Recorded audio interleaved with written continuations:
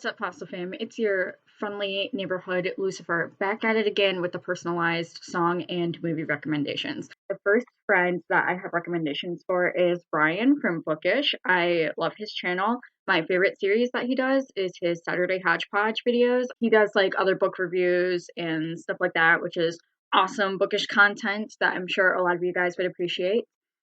But for the movie recommendation I have, just to get that out of the way, I have two recommendations for him. So the first movie recommendation I have is The Social Network. The Social Network is about like a modern history thing. It is about the creation of Facebook, how it came to be, the lawsuits that Mark Zuckerberg was involved in during the inception of Facebook, or I guess I should say like right after it was created. Yeah, I think that he would really enjoy that. Just to kind of, get a little bit of like the behind the scenes or whatever. I thought it was really interesting. I love the writing in it. I think that Aaron Sorkin is a genius when it comes to writing like movies and shit. Like I think he's a genius, to be honest. And I think that Brian would really appreciate that. And the other movie that I have as a recommendation is in the same vein. It was also written by Aaron Sorkin, but it was also directed by Aaron Sorkin. And yes, I did also recommend this to my friend Lukash from A Cruel Reader's Thesis in my last video doing this, but that is The Trial of the Chicago 7. I'm not sure how old Brian is. He may or may not have been cognizant of what was happening when the trial was going down, although I am leaning closer to him not having been cognizant. I don't know. He'll have to tell me in the comments, I guess. But yes, Aaron Sorkin wrote and directed The Trial of the Chicago 7. It is a movie that basically follows the riots that happened and also the lawsuit that happened after the riots. I think it's a very good movie. I think it's very well written. It is not as true to real life events as it could be, but I also acknowledge that, neither is the Social Network or really any other movie that is written about an actual event that took place or someone's actual life. Every like movie takes some creative liberties with real life instances. So the Trial of the Chicago 7 is no exception. There are numerous articles that you can read that kind of they kind of point out like what's true and what's plausible and what's just completely made up for the movie. I think the one that I enjoyed reading the most was from Slate or something like that. I'll have that linked down below. But the writing is just phenomenal. The directing is amazing. Honestly, if you don't think it's a kind of movie that you could get into, I highly recommend at least watching the first about 7.5 minutes roughly. That is literally the whole intro into the movie leading up to the title card.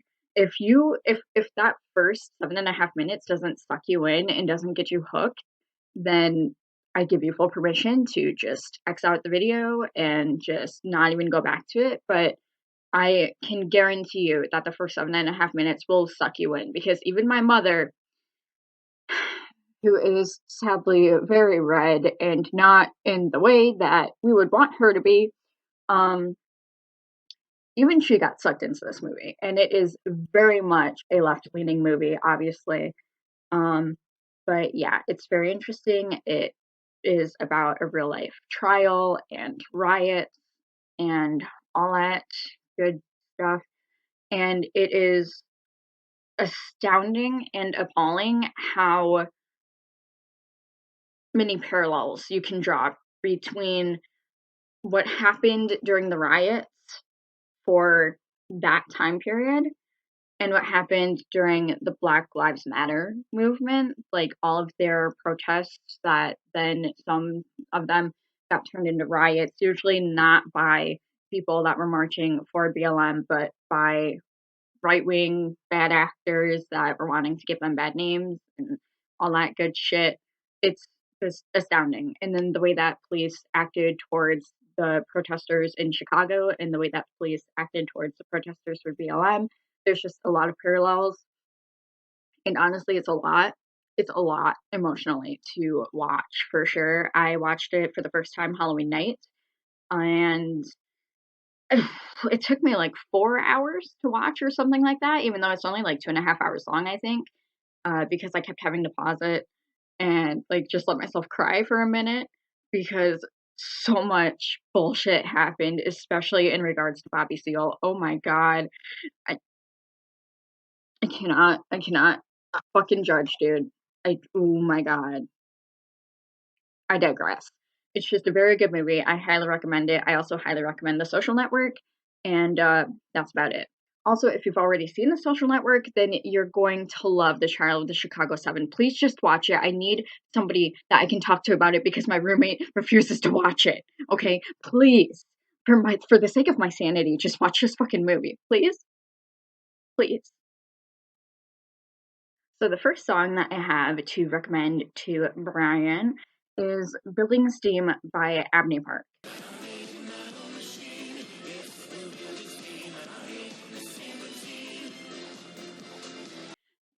Ebony Park is a steampunk band.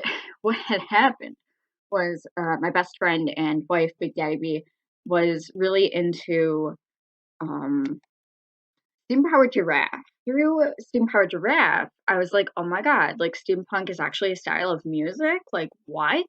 It's a whole genre? So then I started looking into more steampunk music and I found Ebony Park, and I really love Ebony Park's sound. They are more of like the nitty gritty kind of steampunk sound, and I really like that for them. I would say that Steam Powered Giraffe sounds more clean. I think Steampunk Giraffe is more clean. I don't think they swear in their lyrics at all, but Abney Park is very much not clean like that. They are very gritty, and I love that for them. And Building Steam is a song that I would recommend to get you into that kind of genre of music, just because it's very catchy and it's very good, and it's just oh, it's amazing. And every time I listen to Ebony Park, I can't help but think of the movie, not the movie, oh my god. Even though I think it was supposed to be made into a movie at some point, but I can't help but think of the video game series BioShock. So good. It's not steampunk, it's biopunk, which is this whole different thing, but either way, Ebony Park makes me think of BioShock, and I love it. The second song I have to recommend to Brian is actually Pulse of the Maggots by Slipknot.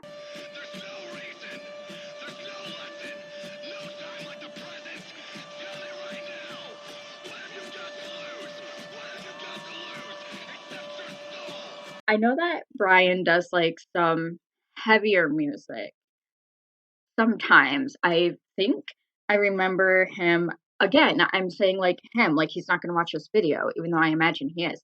But anyway, I think I remember Brian mentioning that he likes Five Finger Death Punch, which is like they're metal, but they're kind of like more melodic metal. Like Five Finger Death Punch is like baby's first metal band and also the kind of metal band that you can take your mom to see, you know what I mean? So I know that he can get into some heavier music, and Pulse of the Maggots is one of those songs that is very heavy, it's very aggressive, it's very in your face, and it is very much we need to revolutionize right fucking now. We need to revolutionize yesterday. We are the Pulse of the Maggots and we will be heard. And I think that he could really maybe vibe with that. I think he might enjoy that. So, he'll have to let me know. But yeah, I think he could enjoy that. Moving on to the third song that I have to recommend to him. Speaking of Ivan Moody and Five Finger Death Punch, I guess, there's this movie called The Devils Carnival. It is, I want to say, roughly $12 or $13 through YouTube if you want to buy it to watch it. I have come to the conclusion that I don't like the movie, but I love the soundtrack. I love the songs in the movie. Don't like the movie, love the soundtrack to the movie. But yeah, I did end up paying for the movie through YouTube. I also bought Repo the Genetic Opera through YouTube, so there's that. But anyway, I highly recommend Penny for a Tale from the Devil's Carnival. Lord, that greed, it'll kill ya. Lord, go on past the hat, will ya? Your purse strings are tight, bleed for a sinner. I I just need a few pennies more. A few pennies more. It is sung by Ivan Moody, who is the vocalist for Five Finger Death Punch. I really love his voice. I think his voice can be really soothing. I think like he's just got a really pretty voice, as weird as that sounds. And I think his voice really fits that song as well. So I think that Brian might enjoy that song. Moving on to my next friend, and I guess my last friend in this video that I have recommendations for, Savy from Savy Writes Books. I fucking adore Savy. I cannot put into words how much I adore Savy. It's getting ridiculous at this point. I talk about her Forever Home, Friends, like small business all the time in all my videos. I have the affiliate link down in my description box in every video. Just Savy is so great. Just go subscribe to Savy. Go check out her channel. Go subscribe. Go love her. And tell her I said hi. But anyway, so for movies, actually, I think that Savy and I are very similar people. We have very similar interests. We have very similar likes. I think I like to think we have very similar likes. We have very similar dislikes. So I actually went in a weird direction with her recommendations. So for Savy, I do recommend The Devils Carnival and Repo, the Genetic Opera. Both of them. They are both written by the same guy, Terence Zdunish, I believe is how you pronounce his last name. But they are very weird movies with amazing soundtracks. Honestly, I love Repo. Like, regardless, I just love Repo. If you've seen the movie Repo Men with, I think, Jude Law in it, then you know basic story behind Repo the Genetic Opera. Like, that is literally Repo Men, but it's a musical. But yeah, it's just really good. And then The Devil's Carnival, I don't know if she would really like it, but I think that she might like the music kind of in the same vein that I do. So that's why I recommend her those. And I also recommend God's Own Country as well, because I recommend that movie to fucking everybody. I wish everybody on the planet would watch God's Own Country. It is a beautiful, timeless, amazing, breathtaking, gorgeous love story between these two men, one of them being Romanian, one of them being English. It's so good. It's so fucking good. Basically, the English guy has to take care of the farm because his father is ill. And then they hire Georgi, the Romanian guy, to come in and to help John, who's the English guy, obviously, that's taking care of the farm. And at first, they don't get along at all because John throws, like, slurs at Georgi and shit like that. And he's, like, defends the fact that he's there. But then eventually, like, it happens really fast. And I don't really like how fast it happens. Like, they went from 0 to 100 really fast, you know what I mean? But I do love everything that happens after they hit 100, you know what I mean? It's such a good movie. It's so fucking good. It's so beautiful, honestly. Dude, especially with the fact that Savy wants to write romance books this year, like, fucking watch that movie, Savy. Please, for the love of God, I need somebody to talk to about this movie. Granted, I could talk to Bookish about it, but still, I need more people to talk to about this movie. And then for songs, the first song I recommend to Savy is St. Bernard by Lincoln. St. Bernard sits at the top of the driveway. You always say how you love dogs. I don't know if I can, but I'm trying my best when I'm howling and barking these songs. It is a very interesting song. It has a very weird sound, but I love it nonetheless, not gonna lie. And I think that Savy would get a kick out of it. Just saying, that's pretty much it. There's no deeper thing here. It's also about dogs. I mean, it's called St. Bernard, so, you know, it mentions dogs, and it's great. So I think she would like that. The second song I have is In a Sweater Poorly Knit by Me Without You. You're a door without a key, a field without a fence. You made a holy fool of me, and I thank you ever since. And if she comes circling back, we'll end where we begun, like two pennies on the train track, the train crushed into one. I love that style of music. It is very much emo. It's very much the emo vibes, which I live for. We all know this.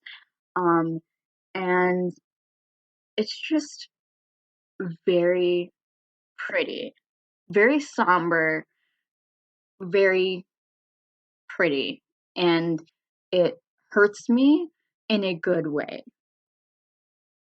And I think that Savy might also enjoy that. So that's why I recommend that song. And the third song I have is Night Like This by Letters and Lights. Show me what you're working with, drive me crazy.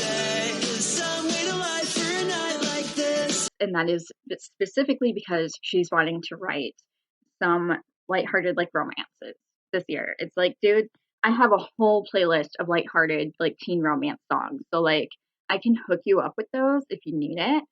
But Letters and Lights specifically, like all of their music is very bubbly, very lighthearted, very catchy, very poppy, and I think it's very cute. And I think that she might enjoy that, especially Night Like This. It's fucking adorable.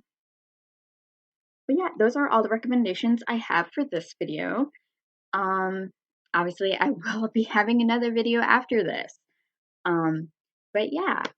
Anyway, you guys know what to do by now. You can scratch that like button, claw that subscribe button, roar at me in the comments. Let me know if you like the recommendations I gave you guys. Let me know if you are somebody that I haven't given recommendations to yet, but you want recommendations, because I can do that as well. I will hook you up. It might take me a year and a half because I want these recommendations to be perfect. But yeah, I'll see you dinos in the next one. Larry, I'm on DuckTales.